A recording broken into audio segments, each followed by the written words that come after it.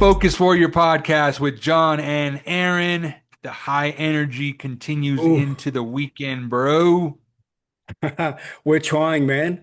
I want to first and foremost, yeah, the events that have happened in Australia in Sydney, Bondi, Sydney, the last week, traumatic on every level. And my heart goes out to all the victims on that day, not only the ones that died on the day, but also the ones that had to witness, and also the ones that are going to have to carry on without a loved one. So, first and foremost, I've got to get that out of the way. But yeah, it's been Absolutely, brother. fuck, Absolutely, man. man. It's fucking. It's been a week, eh? It's been a week. Man, Yeah. so much to say, man, but just, I mean, at the same Look. time, you say, I love that you're putting it out there, at least just for people to know that you acknowledge it. mm, You live in Australia. You've seen what's come out of it. You know there's a lot of people that probably need help right now. And bro, whatever you could do to stand on that, and same with me, man. We got to use our voice. It's yeah. bottom line. Yeah. And look, there's a lot that's been said. And one thing I do not want to do is and we talk about it a lot is the emotional state you're in. We don't want you to stay there. And regardless of what emotion you're in, whether or not, you're unable to handle obviously what happened or your anger, wherever your emotion is, what can we do to help you see the good like focus on something else instead of staying there, because we both know that when you are in an emotional state and you're stuck, it becomes darkness. And when it's darkness, you become a pressure cooker. And that's definitely not what we want people to do. Yeah, like express your emotion, but don't sit in it, because that's the worst thing you can do. And I just received a message from someone that, yeah, we know what can happen when you're stuck and you just can't see your way out of it, and the dark is just too dark. So, yeah, it's a really, really tough time. And like I said, we're both not gonna sit here. We're not gonna talk about the event per se. We have our opinions.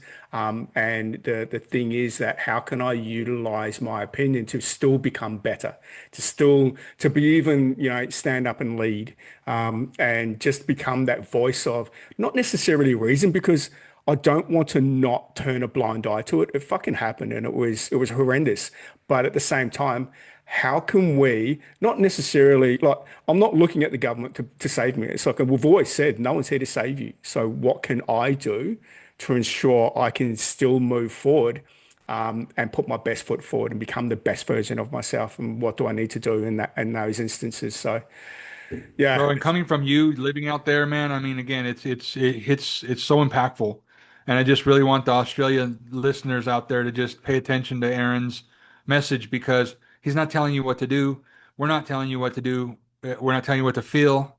You feel what you feel. You saw what you saw, right? We've all experienced that, maybe not at the level of everybody, but we've seen what that does to people, and it's a real thing, and we're very, very empathetic for that. So, yep, brother, I love yep. that you acknowledged that right at the beginning, dude. It needed to be said, and it's just something that we hope that you come here to, if anything else, escape from the madness and listen to two blokes like us Mm. have a conversation. I agree. I agree. And we've always said that this is not a political channel, even though everything that fucking happens in the world turns political. It's like, okay, well, where can we now look at our, and I call it kingdom, look at your immediate circle, look at your kingdom, and how can you be that leader within that circle? So let's fucking go with Hell it. yeah, I know brother. we've got some big questions, like some deep questions that you have put forward. And I cannot wait to hear not only where you're at with it and everything that we've both experienced in the last 10 years. This is going to be one that I hope the listeners look at. And I want you to ask these questions for yourself as well and take your time answering it.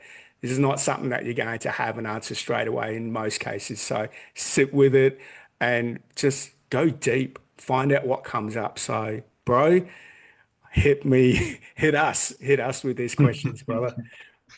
The two questions for tonight or for today in Australia. The first question, bro, what is something that you thought was the most important thing, or things for that matter, something that you just absolutely believed in, you thought was the most important thing back in, when you were younger, that you no longer care for or even think that is even relevant today? When you asked me that the first time, I'm like, holy shit, this is going to be a hard one. But when you asked me the second time, something came to me straight away, and I'm just going to run with it. Back in the day, success meant the materialistic things. Success meant like, Mm, all the things that you had, all the bright and shinies. Did you have all the latest of the latest? One thing I look at now, material things mean fucking jack now. It's nice to mm, have, but I don't chase them anymore. And mm. 10 years ago, fuck, 10 years ago, 10 years ago tomorrow, brother. Because what is it? December 19 at the moment. So just going to quickly put it out there today. Love you, Dad. Today's the anniversary of my father's passing. Wow. Wow. Wow. And you know what? It still hurts. And it's been 10 years, bro. Mm. And why it came to me so quickly is that on my dad's deathbed, and this would have been about maybe 3 or 4 days before he passed, he turned around and said, material things mean fucking nothing because you can't take them with you. Wow.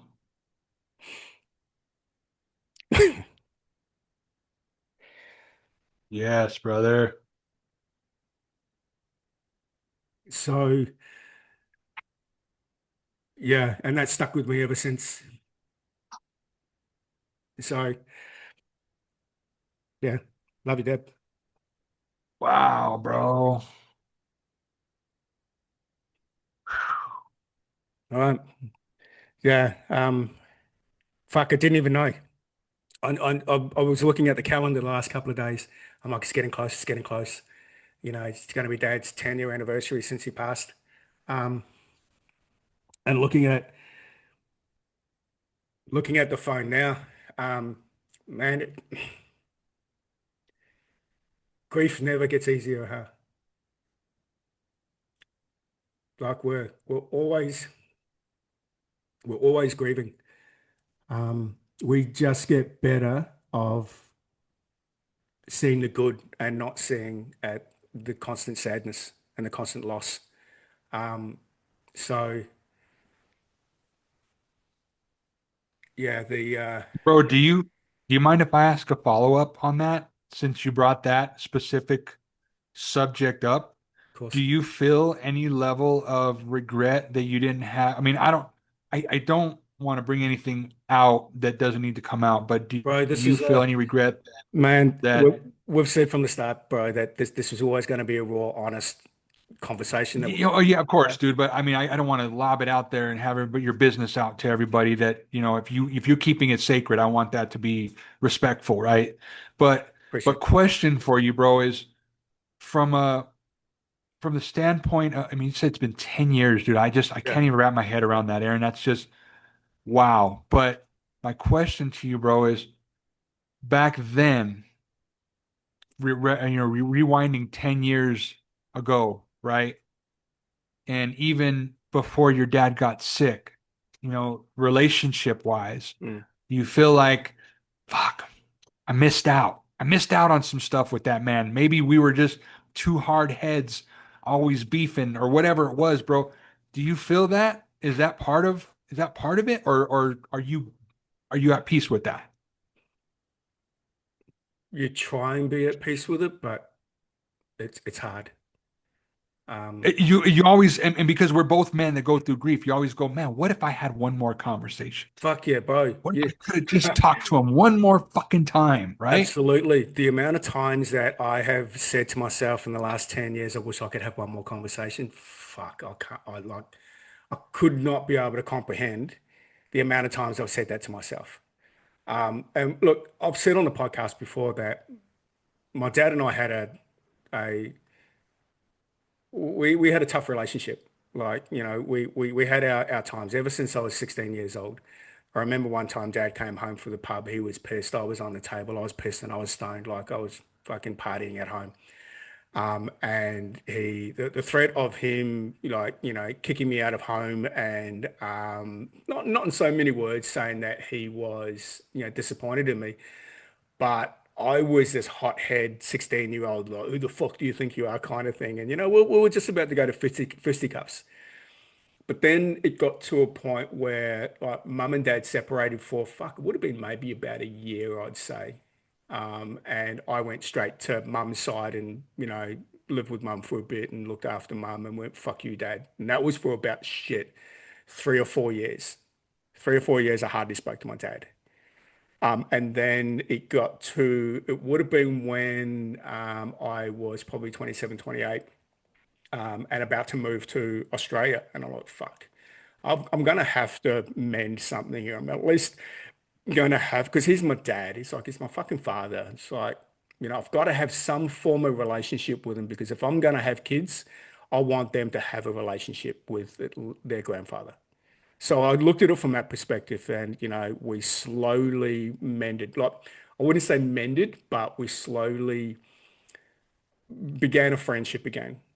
And it was all about having a friendship at that time. But then over the last 10 years, ever since dad passed, like definitely a part of it was that I never spent enough time with dad. I Mm. regretted the lack of conversations I had. And I'll actually tell you one thing that I don't think I've even mentioned that the day of his funeral, and obviously we were pallbearer, put his coffin in the car. I jumped in a mate's car and I followed the hearse because he was getting cremated. So I followed the hearse to where he was going to get cremated. And I was the only member of the family that spent literally 24/7 with dad in the last probably 2 weeks of his life when he was in palliative Wow. care. I stayed there overnight. I was with him all the time. I was, taking him outside and just having a conversation with him because I looked at it and went, you know what? This is my opportunity to make amends for all the shit that I did for fucking 20 years beforehand. So at least I needed to be there to, yeah, just to try and repair and just in my own soul go, to tell myself that um, it, I just needed to be there. It's a really hard one to explain, but I just needed to be there. Now, obviously, yeah, when he was in the hearses, he was heading off to cremation, and I was literally going to go to where he was going to get cremated. But something told me halfway there, I turned around and I turned the car around. I stopped the car, turned the car around, and I said, and I said to myself, and I actually was having a conversation with my dad at the same time. I'm like, this part of the journey you have to do alone. So I can't, yeah, this part of the journey you need to be alone. I don't need to go any further. I've done all I can. Wow. And that That's was so me. powerful. Oh my God. Oh, That was me spending 2 weeks with him, literally watching an old man die, watching my father die. He had brain cancer. We couldn't really have a conversation with him, but we could talk. And we were just talking. It was like talking that we were mates, talking like we were strangers. It was really a really beautiful thing to be a part of. But yeah, obviously when I turned around and went, okay, this is a journey that you now have to go on your own. I turned around and in that moment was the physical goodbye,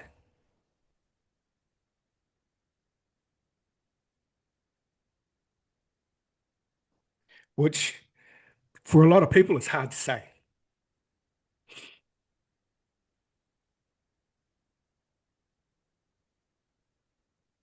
So yeah, and for 10 years, I mean, 10 years seems like a long time, but it's like it was tomorrow. It's like it was yesterday. Yesterday that I was in the car, following behind him in the hertz, and stopping the car and bawling my eyes out before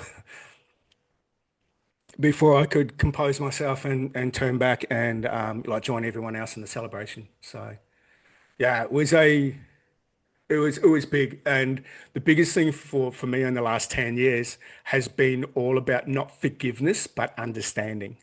Understanding why he acted a certain way. Like my dad wasn't a present father. I played sport a lot, but he wasn't a present father. Not as present as you would want a father to be in the life of a son. So for me, it was not a lot of forgiveness, it was a lot of understanding. Because I'm the type of person that I will forgive you, but I'll never forget. And I think for me in this moment for Dad in the last 10 years was all been a lot of, healing within myself because we all know that there's childhood trauma. We all know that our trauma comes from our parents, a mother or father trauma. And for me was not having a present father. A lot of anger came in and a lot of just a whole heap of stuff that I had to deal with. But the biggest thing for me was to understand why he acted the way he did and knowing now that he wasn't ready to be a father, hence why he, went to the pub and why he was drinking so much because that was his way of dealing with whatever he was going through at that time. That's a distraction.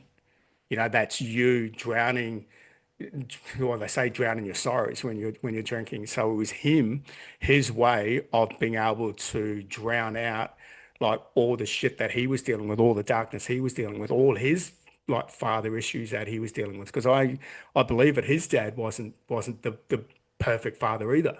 And we're not perfect, Mm. but at the end of the day, it's like he wasn't the father that a son needs, during a certain period of our life. So yeah, it's been 10 years. It's been 10 years and I understand a lot more about what he had to deal with. I understand a lot more about, the trauma he was going through. Problem was that, we were a direct reflection of that. It's that ripple effect. So yeah, it's been a 10, man, bro, when you look at it, it's like a healing process. It's not a quick overnight fucking process. This has been 10 years of healing, man. Oh. I know that got off topic from our original conversation, or our original question, but yeah, the realism, bro. And we've always said that this podcast was going to be real, and fuck, I think they felt that. And like, if you can feel this through the speakers, and you'll definitely see it on screen, the raw emotion. But yeah, it's a big day. It's a big day today. So, bro, it's not off topic, bro, because I started thinking about it and I'm like, so knowing what you know about what you've gone through over the last 10 years, even taking us back to and pulling on everybody's heartstrings back to the day and the hour and the moments, right? Oh, dude, I teared up a few times, but here's my question to you. Knowing all of that, what's important to you now, today, that maybe wasn't back then? Mm. Yeah, and people would probably expect me to say family. Um, Family is a high value, 100%. And I look at my values as a whole. Yes, there's a list of my values. And the one thing now that I sit in today is freedom for me is a high value. My family are part of value is part of my high values and morals. Um, Also, money is part of my values as well, because if without money, I won't be able to look after my family and I won't be able to have the life of freedom that I want. So it's all kind of connected in a way. Um, and And bro, are you saying that 10 year, well, back then it wasn't? fuck no, Was that back not? then it was all about having the shiny. It's materialistic. It was about not necessarily trying to chase the money, but I just needed to have all the good things to look cool, to look successful. Gotcha. Okay. And when you actually have a look at like, a lot of people turn around and say that the car doesn't define who I am. Well, that 10 years ago, yeah, fuck yeah. I wanted the car to define who I was. Whereas now, materialistic things and the car that you have doesn't define who you are as a man. So now, today, when you ask me that question, the biggest thing that I didn't have back then that I do now is authenticity. Man, I was living a lie back then, bro. I was, you know, always saying the white lie, always pumping myself up to be better than I truly was, and I wasn't being honest. Whereas now, and look, a lot of people would say, you're wearing your heart on your sleeve. It's like I'm just not fucking lying. It's literally coming from a place of truth. And It says it in the Bible, and a lot of people will say this with, a lot of religious people will say that the truth will set you free. Mm.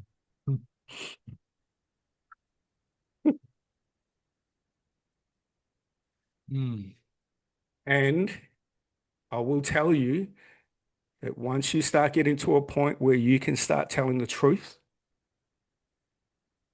the change from there on is immeasurable. Mm. You'll no longer put a value on how much money you're making. You'll no longer put a value on how people see you. You no longer put a value on, you know, how many nice things you have. The one thing you can take with you is your fucking integrity, leaving a legacy behind, and living a life of authenticity. You, you, you can't fucking take that shit. You can't take that away from you. You die with that. You absolutely, and as hard as it is, because you have a lot of people in your corner saying that you fucking changed and your circle becomes really small and all this shit that shouldn't even fucking matter because your circle, your kingdom, the people that you are surrounded with fucking lift you up, remind you every single day that you can still be better, you can still improve, and I'm going to be with you every step of the way. I'm not going to be in front of you. I'm not going to be behind you. I'm going to be beside you. I'm going to fucking support you in everything you do because I know you're coming from a place of truth. I know you're not fucking bullshitting,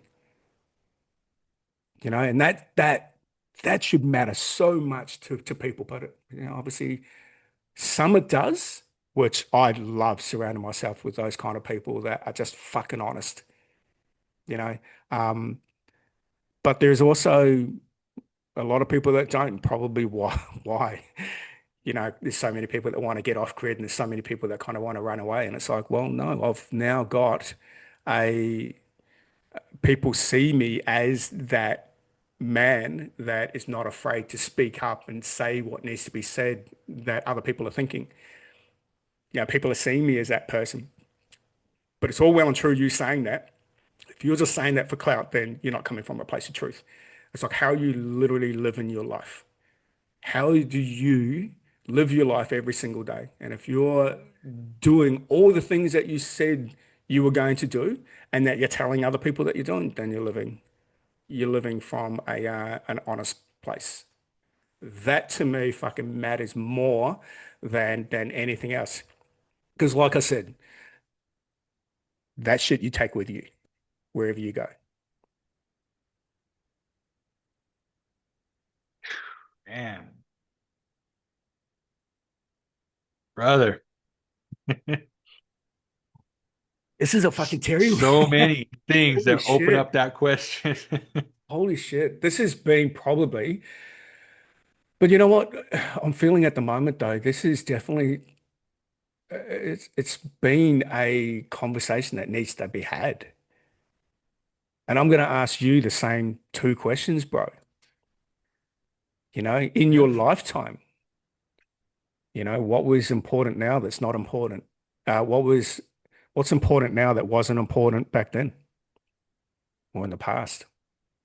Yeah. So I'm gonna go with what used to be important to me, which was I needed everybody to see me succeeding. I needed everybody's validation. I needed everybody's opinion of me to be good. I wanted everybody to see me as a good guy.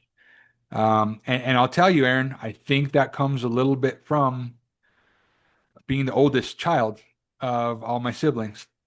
You're the first to do everything. Mm, So because you're the first to do everything, it goes all the way back to childhood for me, where I always wanted to make my parents proud. I always wanted to make everybody around me, aunts, uncles, everybody. I wanted everybody to say my name in such a positive way, right? I never wanted any negative feedback. And if I got negative feedback, I was so in my feelings about it that I would just be upset and miserable and angry. And why doesn't this person like me? Why did this girl break up with me? Why did this? Why did that? Right? mm, Bro, that was back then. And that's how I came up. And then, you know, now. today, I have completely released my expectations of other people's opinions of me. Expectations, period, Aaron. Because the truth is, bro, my lesson was that I can't control this life. And I sent through to you a voice note this week talking about the only one question that really matters is if I didn't show up tomorrow, Mm. would anybody give a shit? And I'm not saying that would anybody care about, the feelings and the I'm talking about have I made a big enough impact on Mm. lives that people would even care or miss me whatsoever? Did I do enough? Did I leave a footprint, aka a legacy that is going to carry on beyond me? Because, dude, the money, the car, the house, everything, dude, stays here when I go. Mhm. But am I going to be talked about after? And dude, Aaron, it doesn't matter if it's good or bad, dude. You Yeah. see what I'm saying? There's still Yeah. going to be people that hate me. There's still going to be people that love me. But did I do enough to keep getting talked about? Yeah.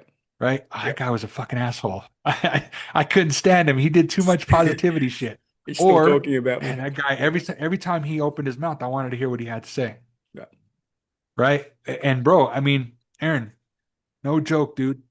The reason why I sometimes I get in my feelings, especially when I'm driving, I will literally turn on my voice note because you pop into my head. And what I've learned is when you're thinking about anybody, and listening to you just now, re fucking broke my heart because I feel for you. You're my boy. And I'm like, just like when I talk about Jaden, I'm sure it breaks your heart every single time too.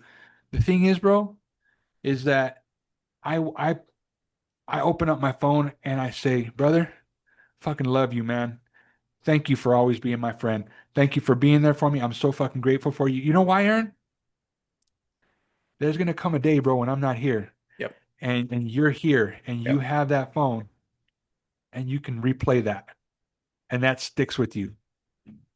Honestly, bro, I have so many voice notes in here from people and I've given so many voice notes. That's the impact.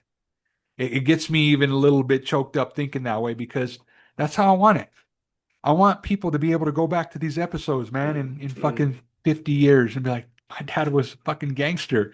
He did this shit with his buddy in Australia. Yeah. Look at this. Look at this old video of this dude. Yeah. Fuck, bro. I just, to me, that means more to me than making any amount of money, having all the fancy shit. Now, like you say, is it nice to have? I'm not going to say no to it. You Yeah. better Yeah. believe I got an expensive taste. I would love to have that shit, but it doesn't define who I am. And if you see me as a closet bum, so fucking be it. Because I know who the fuck I am, and that's the bottom line. Back then, dude, I needed everybody else to validate my feelings. I don't think that way no more. I don't feel that way no more. I am who I am, and I'm not saying I'm always right. I'm not saying I'm always wrong. I'm just saying I'm doing what the fuck I need to do to make sure that I leave the people in my life better than I found them. Man, and That's the one right there, bro. you're starting to realize that you're perfectly imperfect and just like everyone else. And the other And we thing, have no control, Aaron. correct. We think we have control. We have no control of this life The at only all. thing we can Nothing. control is literally how you're approaching life, and that's what you're doing. And as a high achiever as well, like we just want everything to fucking click.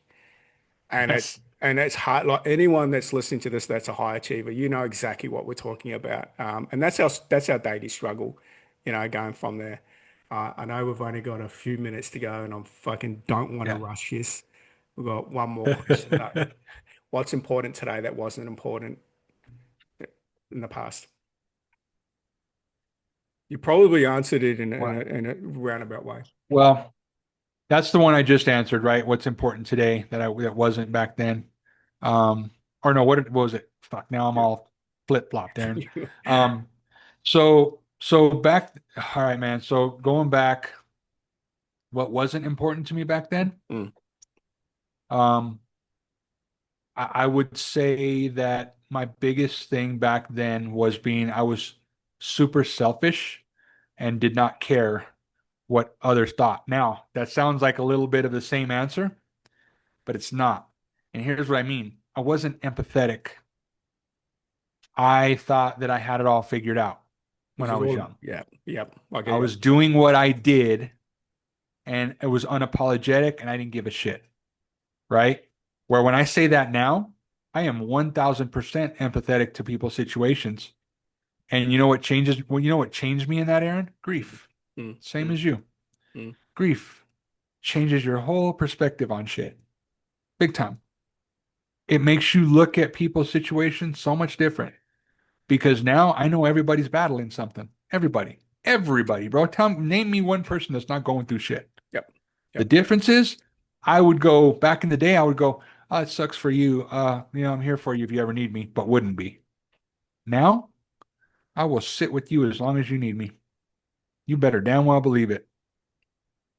And that shows to me, Aaron, how again, it just goes back to just having that impact, dude. I'm so intrigued now more than I've ever been. I was never intrigued back then. On people, I could care less. And it sucked, bro. And part of that was being a spoiled brat. Again, being the Mm, oldest, it's a stigma. It really yeah, is. Being the oldest yeah. child is a stigma. It's not a victim mentality, dude, but it's just you trip over your own feet and you're the first one to do everything. So when you get older, oh my, because of how I grew up, I should be able to do this and I should be able to do that and treat people however I want. I have plenty of people, I don't really talk to anybody from my past anymore, but when I did, they'd be like, man, you were a fucking dick back in the Fucking day. blame And the I was like, grandparents. fuck. Blame the grandparents for fucking treating you like the king, you're first, and it's like, You're the first to God's gift. everything. Yeah, yeah. Fucking So you should be grand. handed everything on a platter, right? Exactly. It's so you Yeah. just I had to learn some tough lessons in my younger years, man. But today it's such a different Mm, approach to life than it's ever been, and I love it. I'm here for it, and I think that when I take that part of the equation and just put that in the mix, it overpowers money, mm, business, mm. everything, right? Because then all it comes back to, Aaron, is simply just relationships. Yep. How good are your relationships with other people? If you woke up tomorrow and saw something on my social media that I was no longer here, how would that hit you? Oh, How fuck. would you, how would that grab you? And bro, for me, that's how it grabs me when I see others that are important in my life. That's how it grabs me the same way. I'd be like, there's no fucking way. If I couldn't speak to Aaron anymore, I'd be pissed off at you, bro. Don't you fucking leave Fucking, me, bro. You're not leaving me right now, because Aaron. I haven't even fucking come to visit you yet. So absolutely it would be traumatic. So I didn't even get a fucking chance to go and see him. Yeah, I hope these questions for people are gonna hit because I have to. I can't just Yes. be superficial answers and superficial questions. It's like these are the questions you need to ask yourself. They gotta hit. They gotta hit hard and deep, bro. They're good ones, man. And they make you, dude, right here live on our pod, we literally saw it hit you. Mm, So mm. you guys must listen to this whole episode. If you're still here with us, you got some listening to do because man, this is good, Aaron. Fuck, bro. Thank you. Good. Amen. Thank you, stud. Appreciate you, brother. Love you, man. Badass, man. Appreciate you, mate. Thank you for everybody for tuning in. And I got some more crying to do, bro. So I'm gonna go. All right, guys. Thank you for listening. Please share the show.